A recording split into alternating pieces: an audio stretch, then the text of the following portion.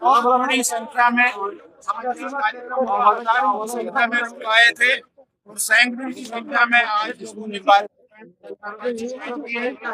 और ये सब श्रीनगर के हैं, खास श्रीनगर के हैं, खास श्रीनगर डाउनटाउन के लोग थे जिन्होंने आज ज्वाइन किया है।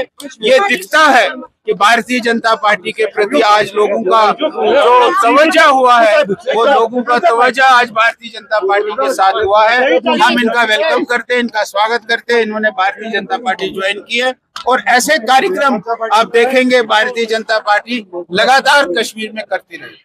पॉल जी, अभी जिस तरह से खबरें आ रही है, जिस तरह से प्राइम मिनिस्टर मोदी ने ये कहा था कुछ दिनों पहले कि हमें फॉरेन ट्रिप्स को ट्रिम करने की जरूरत है, गोल्ड खरीदने की जरूरत नहीं, क्या ये इंडिकेट करता है कि इकोनॉमिक जो है? देखिए, मोदी जी ने जब कोविड हुआ तब भी उन्होंने कुछ बातें कही। मोदी जी ने कोविड के समय फ्री राशन किया जो आज तक चल रहा है। मोदी जी आगे का सोचते हैं, इसलिए मोदी जी ने ये बातें कही कि भाई जितना हम कम पेट्रोल खर्च कर सकते हैं उतना कम पेट्रोल डीजल खर्च करें, जितना हम कम, उन्होंने घरों में भी कहा कि मस्टर्ड ऑयल कम करो, ये तो हमारे सेहत के लिए भी अच्छा है, लेकिन इससे भी हमारी बचत हो जाएगी। ये सब बातें जो मोदी जी ने कही है, ये बातें देश के लोगों को, मुझे लगता है कि उनको इसको इम्प्लीमेंट करना चाहिए। और जैसे कोविड में मोदी जी ने देश को बचा के बाहर निकाला है, और इसमें भी ये जो तूफान इस समय है, इस तूफान में भी मोदी जी हमारे भारत को, हमारे देश को, जिस देश के वो प्रधानमंत्री है, जिस देश के वो प्रधान सेवक है, वो इस मुश्किल घड़ी में भी हमको इस मुश्किल घड़ी से बाहर निकालेंगे। ऐसे मोदी जी ने कुछ आह्वान किए हैं, उन आह्वानों को लोगों को इम्प्लीमेंट करना चाहिए, हर आदमी को उसको मानना है।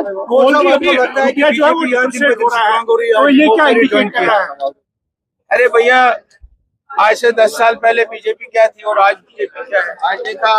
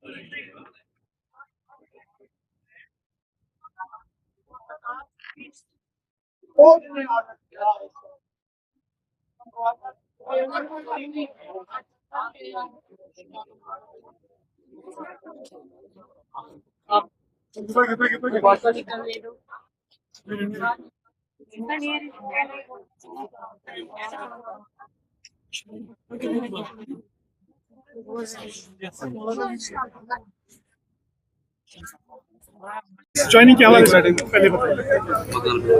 आज आपने देखा, मुझे लगता है कि पहली बार आपको देखने को मिला होगा खाली श्रीनगर की जो 2 कॉन्स्टिट्यूंसीज इसमें जिन्होंने शमूलियत की, और आपने ये भी देखा होगा कि नेशनल कॉन्फ्रेंस के जो भी ब्लॉक प्रेसिडेंट थे, देश प्रेसिडेंट थे, उनके अच्छे जो वर्कर थे, आपने उनकी ज़बानी सुना भी होगा कि उन्होंने बोला देर आए दुरुस्त आए। इन्होंने आज तक हमें यूज़ किया, कभी एक नारा देके कभी दूसरा नारा देके। तो दिन ब दिन भारतीय जनता पार्टी बढ़ रही है, और आने वाले वक्त में जब भी इलेक्शन होते हैं, आप लोगों को पता चला कि हमारे दोस्त कौन है, हमारे दुश्मन कौन है। आप जहाँ तक कि कल भी मैंने सुना, खाली एक ही बात चलती है अभी एनसी के ज़ुबान पे कि स्टेटहुड। देखो, उनको स्टेटहुड अगर मिला होता तो आज जम्मू के जो आपने देखा रात को जो 40 मकान तोड़े, अगर स्टेटहुड होता तो वो मकान नहीं टूटते। क्यों?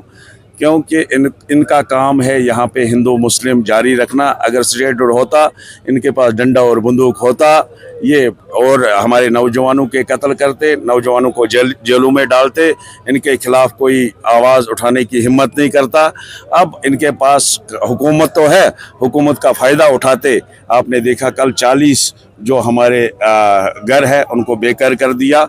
और शर्म की बात यह है, एक साइड में ये बताते हैं कि हमारे पास ताकत नहीं है, और वही फॉरेस्ट मिनिस्टर कल वहाँ जाके बोलता है कि मैं इनकी इंक्वायरी करूँगा, जो इसमें मुलवस होंगे उनको सख्त से सख्त सज़ा दूंगा। अगर उसके पास ये ताकत है कि सज़ा देने की, आपको खुद ही हम सबको समझना चाहिए कि इनकी पॉलिसी क्या है। अब ये एक साइड से आज एक गरीब शख्स उमर साहब से सवाल करता है कि आपने जो वादे किए थे, चाहे वो 370 का था, गैस सिलेंडर का था, नौकरियों का था, फ्री बिजली का था, उस जवाब से दूर हटने के लिए ये ऐसी हरकतें करते हैं। मगर भारतीय जनता पार्टी उन लोगों के साथ है जिनका कल नुकसान हुआ है, और हम कोशिश करेंगे उनको रिहेबिलिटेट करने के लिए जितना भी हमसे हो सकेगा हम करेंगे, और इनकी ये नापाक हरकतें जो है इनको हम कामयाब नहीं होने देंगे।